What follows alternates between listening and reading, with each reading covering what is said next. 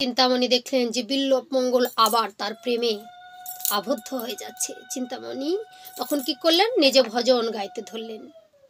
কৃষ্ণ কেশব কৃষ্ণ কেশব মধুমাখা হরিনাম সুধা মাখা হরিনাম কৃষ্ণ কেশব কৃষ্ণ কেশব সুধা মাখা হরিনাম মধু মাখা হরিনাম। চিন্তা, এ কি গান শোনালে তুমি? কার কথা তুমি বললে? কৃষ্ণ কেশব এত সুন্দর নাম তো তুমি কোনোদিন আমার সামনে করনি। হ্যাঁ ঠাকুর, এই নাম তোমায়কে নিয়ে যাবে, তোমার মনোবাসনা পূর্ণ করবে। তাকে তুমি একবার ভালোবাসো না ঠাকুর। বলছে তাকে কোথায় পাবো? এই নামে এত শান্তি, এত তুষ্টি আমায় তো তুমি কোনোদিন শোনাওনি। হ্যাঁ ঠাকুর, আজ থেকে তুমি এই নামকে আশ্রয় করে এই গিরিধারীকে নিয়ে তুমি বেরিয়ে পড়বে। আমি কোথায় যাব? তুমি বৃন্দাবনে যাবে। সে পথ যে বড় কঠিন। আজ তোমায় আমি কথা দিলাম চিন্তা, আমি সেই পথেই যাব যে পথে গেলে আমি এই সুন্দর ভালোবাসাকে ভালোবেসে তৃপ্তি লাভ করতে পারবো। এই গিরিধারীর পথে যাব, সেই হচ্ছে বৃন্দাবন। চিন্তা, আমি তো কোনোদিন বৃন্দাবন যাইনি, আমায় কি একটু পথ দেখাবে তুমি? হ্যাঁ ঠাকুর, এসো, আমার হাতে হাত দাও। চিন্তা হাতটি ধরে বিল্লব ঠাকুরকে ওই সামনে গাছ পর্যন্ত এগিয়ে দিলেন আর বললেন, এই পথে গেলে তুমি বৃন্দাবনের পথে যেতে পারবে। ওই পথে একটি বড় বৃক্ষের নিচে বসে বলছে, এখানে বসে বসে তুমি এই কৃষ্ণ নাম করবে। আর ঠাকুর, তুমি কিন্তু এমনি এমনি নাম করবে না। তো এই নয়ন বাড়িধারা আমাকে যেমনটি ভাবে ভালোবাসতে, আর নয়ন বাড়িধারা তোমার ছোট্ট তেমন ভাবে গিরিধারীর নাম করবে আর নয়ন বাড়িধারা জ্বলবে। তিনি যে প্রেমের ঠাকুর, তিনি যে কাঙালের ঠাকুর, তোমার সব মন বাসনা পূর্ণ করে দেবে। তুমি নিশ্চয়ই তার দেখা পাবে। ঠিক আছে চিন্তা, কিন্তু তুমি আমায় কথা দাও, তুমি যেন আমায়কে ভুলে যেও না। না ঠাকুর, আমি তোমায়কে ভুলে যাব না। তবে ঠাকুর, তোমাকেও একটা কথা দিতে হবে।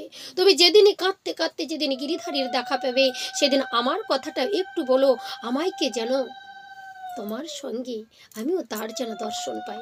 ঠিক আছে চিন্তা। এবার বিল্লব মঙ্গলকে চিন্তামণি দিয়ে এসে আর চিন্তামণি তার আলোয় প্রবেশ করলো। আর বিল্লব মঙ্গল সেখানে গিরিধারীর নাম করে, আর দুই নয়ন বাড়ি ধারাবাসীতে, দয়াময় তুমি কোথায় আছো, দেখা দাও আমায়। আমি তো সারা জীবন ওই নারীর রূপে মুগ্ধ হয়েছিলাম, আমি কামনা বাসনা লালসায় তোমায় কোনো দিন ডাকতে পারিনি, কৃপা করো দয়াময়, দেখা দাও দেখা দাও। এইভাবে নাম করে করে আর কান্না করে। আর মনে মনে কখনো কখনো চিন্তামণির কথা মনে পড়ে যায়, চিন্তামণির কথা মনে করে। আর গোপালকে দিয়ে দেখে, দেখতে দেখতে সামনে যেন দেখছে এক বণিকের নন্দন বণিকের স্ত্রী, সেই কলসি ভরানোর আওয়াজ। সামনে দেখলো পুকুর ঘাট থেকে ওই সুন্দর করে কলসিটা কোলের মধ্যে নিয়ে এখনই হাঁটছে, পায়ে তার আলতা, চরণে নূপুর, আর সুন্দর পিছনটা দেখেছে বাবা, লতিয়ে পাতিয়ে হাঁটছে। সঙ্গে সঙ্গে চিন্তামণির কথা মনে পড়ে গেল, সঙ্গে সঙ্গে গিরিধারীকে সেখানে বসিয়ে রেখে আর ওই নারীর পিছনে পিছনে ধেয়ে চলেছেন। চিন্তামণি, চিন্তামণি, দাঁড়াও চিন্তামণি, আমার পানে চেয়ে দেখো চিন্তামণি। কিসের, সে তো আর চিন্তামণি নয়। ডাকতে ডাকতে ওই বণিকের স্ত্রীর পিছে পিছে সেই বাড়ির দিকে ধেয়ে চলেছে। আর বণিকের স্ত্রী তাড়াতাড়ি করে ওই সজোরে দরজাটা বন্ধ করে বাবা বাড়ির মধ্যে প্রবেশ করেছে। আর সেই বণিক দরজার সামনে দাঁড়িয়ে আছে। চিন্তামণি বলে ডাকতে ডাকতে, কে তুমি? যে না বলেছে এই মাত্র একটি যে রমণী কলসি কাঁধে করে নিয়ে এই বাড়িতে প্রবেশ করলো, সে কোথায়? বলছে কে তুমি? বলছে আমি যেই হই না কেন, আমি ব্রাহ্মণ, আমি ভিখারি, তাকে একটু ডেকে দেবেন। বলছে না, আমি ডাকতে পারবো না। তুমি কি ভিক্ষা চাও বলো? আমি এই সমাজের মধ্যে আধিপত্য ব্যক্তি, আমি বণিক, তুমি যা চাইবে তোমাকে তাই আমি দিয়ে দেব। বলছে তবে শোনো, আমার একটাই বাসনা, তুমি কত বড় বণিক, তোমাকে আজকে পরীক্ষা দিতে হবে, তোমার কাছে একটি মাত্র চাওয়া। বলছে বলো ঠাকুর, কি চাইছো তুমি? বলছে আমি তোমার স্ত্রীকে একটি রজনীর জন্য চাই। একই কথা, এটা কখনো সম্ভব? এই তো বলেছি তুমি পারবে না, তাই তো বলেছি একবার আমাকে শুধু দেখা দিতে বলো। বলছে ঠিক আছে, আমি তুমি যা চাইতে, টাকা চাইতে, পয়সা চাইতে, সব কিছু তোমাকে দিয়ে দিতাম, যা চাইলে ঠাকুর, তবে গৃহে আসো, তুমি যদি প্রতিশ্রুতি দাও তবেই তো আমি গৃহে যাব। সঙ্গে সঙ্গে ওই বিল্ল ঠাকুরকে বাড়িতে প্রবেশ করিয়ে দিয়েছেন। আর রজনীটা বসে আছে। আর সেই বণিক তার স্ত্রীকে, নববধূকে ডেকে বলছে শোনো না প্রিয়া। বলে কি? বলছে আজ থেকে এতদিন হয়ে গেল বিবাহ হওয়া, তোমার কাছে আমি কিছু চাইনি, আজ তোমার কাছে একটি জিনিস চাইবো, তুমি কি দেবে? স্বামী, এ কি কথা বলছেন? আপনি আমার স্বামী, আমাকে যা বলবেন আমি তাই শুনবো, তাই আপনাকে দেব, বলুন না। বলছে ওই যে আমাদের বাড়িতে যে অতিথি এসেছে, সে যে তোমাকে একটি রাত্রির জন্য চাই। এ কি বলছেন স্বামী? পারবো না আমি, আমাকে ক্ষমা করুন, তবে যদি বলতেন আমার প্রাণটা আপনার চরণে দিয়ে দিতাম। না, তা হবে না, আমি যে তোমার স্বামী, আমি প্রতিজ্ঞাবদ্ধ, তুমি আমার প্রতিশ্রুতি রাখবে না। কান্না করতে করতে বলছে ঠিক আছে, তুমি যা চাও তাতে যদি তুমি খুশি হও। স্বামীর চরণে প্রণাম করে বিল্লব ঠাকুরের ঘরে মৃদু মৃদু সুরে গুটি গুটি পায়ে হেঁটে চলেছে। যেই না বিল্লব ঠাকুরের ঘরে প্রবেশ করেছে, এদিকে গোবিন্দকে বলছে হে দয়াময়, আজ এই নয়ন দিয়ে, যে নয়ন দিয়ে আমি কামনা বাসনার আগুন আমার দেখতে পাইছি, নারীদের রূপে যে আমি মুগ্ধ হয়ে গেছি, সেই নয়ন আজ আর আমি রাখবো না। যাকে দেখি শুধু কাম কাম কাম, লালসা বাসনায় আমি পরিতৃপ্ত। আজ তোমার এই নয়ন আমি আর রাখবো না। যেই না নারীটা প্রবেশ করেছে, সঙ্গে সঙ্গে চিৎকার করে বলে উঠেছে মা। আগে রমণী ভয় পেয়েছিল, কে তুমি? মা বলে ডেকেছো? জানো, শিশুকালে মাতা পিতা হারিয়েছি, কতদিন মাকে দেখতে পাইনি, কতদিন মায়ের আদর ভালোবাসা পাইনি, আজ তোমায় দেখে বড় আদর খেতে ইচ্ছে করছে। আমার তো আর মা নেই। বলছে আমারও তো সন্তান নেই বাছা, তুমি কি চাও? বলছে মা গো, আমি আর কিচ্ছু চাই না, তুমি আমায় একটা জিনিস দেবে তোমার অঙ্গ থেকে। মেয়েটি ভাবছে কি যে চাই, সঙ্গে সঙ্গে বলছে দেবে তো মা, বলো। সন্তান যদি কোনো কিছু চাই তাহলে মা কি না দিয়ে থাকতে পারে? আমি দেব তোমায়, কি চাইছো তুমি? সঙ্গে সঙ্গে বলছে মা গো, তোমার যে ওই সুন্দর খোপাতে ওই যে কাঁটা দুটো রয়েছে, ওই সুবর্ণের কাঁটা দুটো আমার হাতে তুলে দাও। নববধূ ভাবলো, বেশ তো, আর কিছু চাইনি। যেই না মা বলে ডেকেছে আর মাতৃভক্তি উদয় হয়েছে বাবা, আর এই খোপা থেকে 2টি কাঁটা তুলে যেই না বিল্লভ ঠাকুরের হাতে দিয়েছে, বলছে মা তুমি তো তোমার দেওয়াটা আমাইকে দিলে, এবার আমারও কিছু দেবার আছে তোমার কাছে, তুমি একটু নয়ন দুটো মুদ্রিত করো তো। যেই না মা চোখ দুটো বন্ধ করেছে, বিল্লভ ঠাকুর 2 কাঁটা দিয়ে সজোরে 2 নয়নে আঘাত করে নয়ন দুটো উপরে তুলে বলছে, মাগো হাত, তুমি হাত দাও, হাত প্রসারিত করো, তোমাকে আমি। যেই না হাতে তুলে ওই চোখের নয়ন দুটো তুলে দিয়েছে বাবা, মণি দুটো, চিৎকার করে উঠেছে নারী যে এ কি করলে বাবা, তুমি এ কি করলে, আমাকে পাপে পরিণত করে দিলে তুমি, কেন এমনটা করলে মাগো? তোমার সন্তান যে ক্ষুধার্ত, আমার এই আত্মা শুধু কামনা বাসনায় ভর্তি ছিল, জানো মা, আর কিচ্ছু পাপি নয়, আমার নয়ন দুটোই ছিল পাপি, তাই এই নয়ন দুটো তোমার হস্তে নিবেদন করলাম, এটি তুমি গ্রহণ করো। এ কি করলে তুমি? আমি এখন কোথায় যাব, কি করব? কোথাও যেতে হবে না মা, আমার হাতটি ধরে শুধু বৃন্দাবনের পথটি দেখে দাও।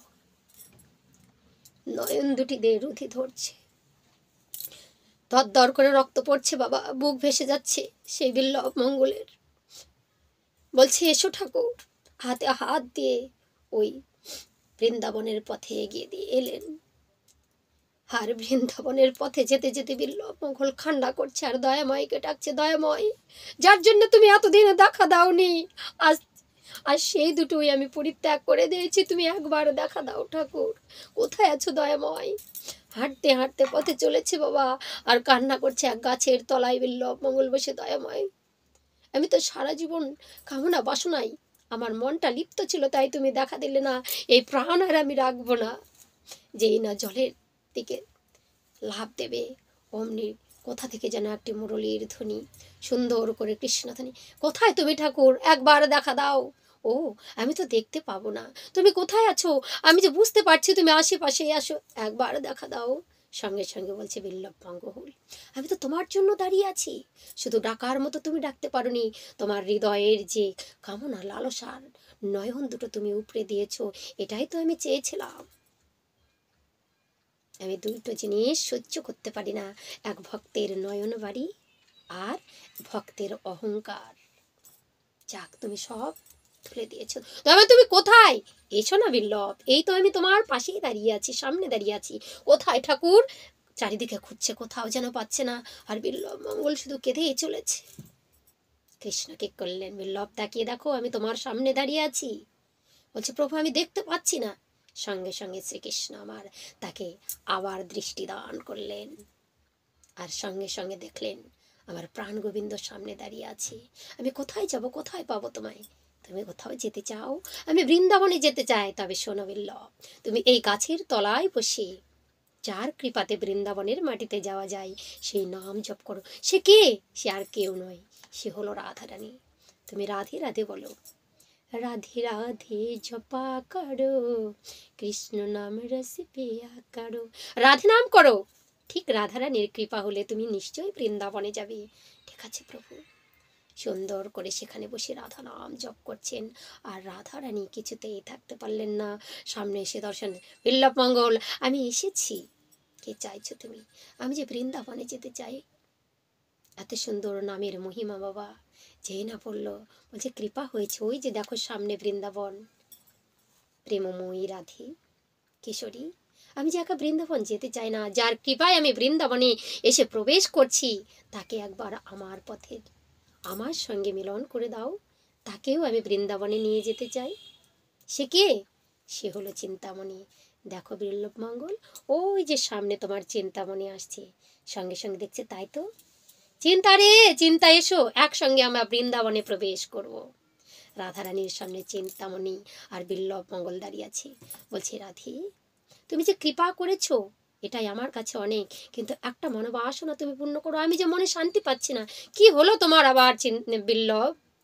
বলছে আমাকে একটু যুগল রূপ দর্শন করাও, আমার মনে বড় জ্বালা, তোমার যুগল রূপ আমরা দুজন নয়নে দেখে একটু শান্তি লাভ করি। সঙ্গে সঙ্গে রাধারানী বলছে প্রভু তুমি কোথায় আছো? এই পাগলের চাওয়া পাওয়াতে আমি যেন বিক্রি হয়ে গেছি, তুমি আর একটা বার আমার পাশে এসে দাঁড়াও। একে যদি যুগল রূপ দর্শন না করাই তাহলে আর যে কি করবে। এখনই তো প্রায় নিজের জীবনটাই দিয়ে দিচ্ছিল। সঙ্গে সঙ্গে শ্রী গোবিন্দ আমার এসে দাঁড়ালেন, আর বাম পাশে রায়কিশোরী দাঁড়ালেন, আর সুন্দর করে মুরলীর ধ্বনি করলেন, আর সুন্দর করে চিন্তামণি আর বিল্লভ মঙ্গল ওই বৃন্দাবনে যুগল মূর্তি দর্শন করলেন। জয় জয় নিতাই গৌর সীতানাথ প্রেমানন্দে হরি হরি বল, হরি বল, হরি বল। জয় জয় রাধা গোবিন্দ প্রেমানন্দে হরি হরি বল, হরি বল। प्रेम से बोलो राधा रानी की जय। हरे कृष्ण।